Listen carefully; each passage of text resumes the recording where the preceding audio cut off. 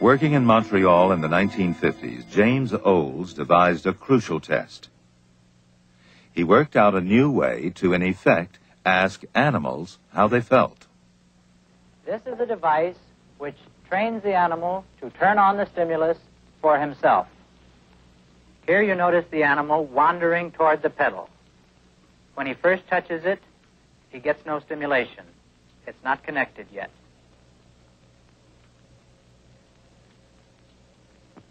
Then, one time he touches the pedal, it does turn on the stimulation.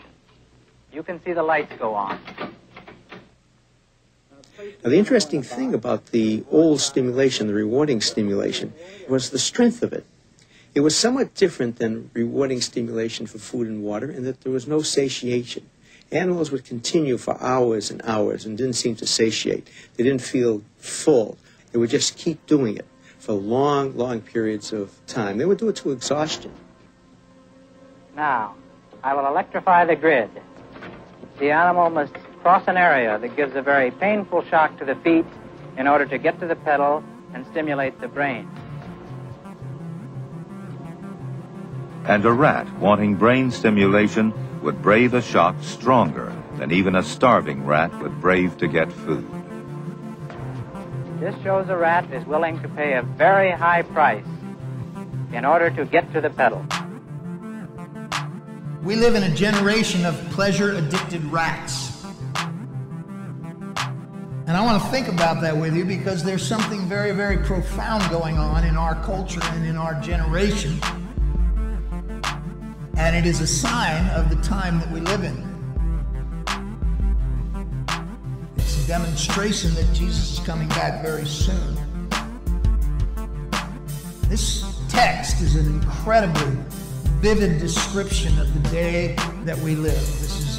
You could take this text and just rubber stamp it right on to the generation that we find ourselves in. These characteristics match the characteristics of our culture perfectly. 2 Timothy chapter 3, beginning with verse 1. But know this, that in the last days perilous times will come.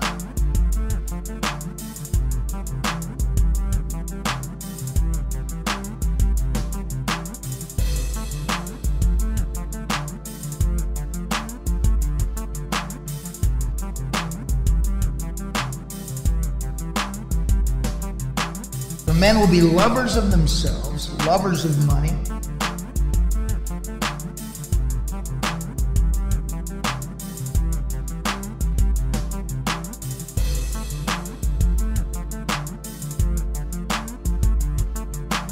boasters.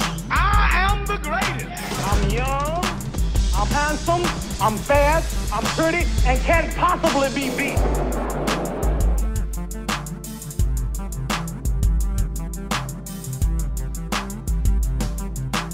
Proud,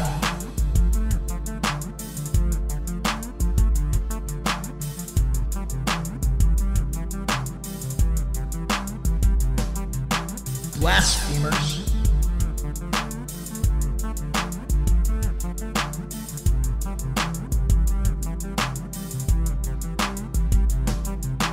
disobedient to parents, unthankful,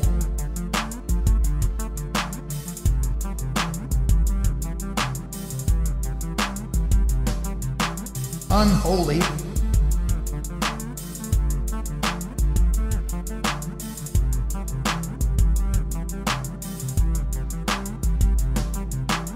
unloving, unforgiving,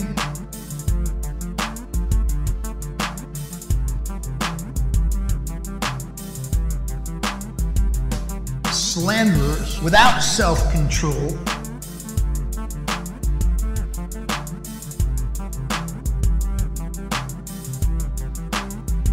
brutal, despisers of good,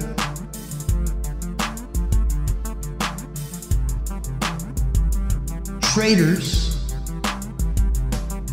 I'm going to take my talents to South Beach. Headstrong, haughty, lovers of pleasure rather than lovers of God. having a form of godliness, but denying its power. But there were also false prophets among the people, even as there will be false teachers among you, who will secretly bring in destructive heresies. That's what wolves do. And from such people, turn away. Let's pray.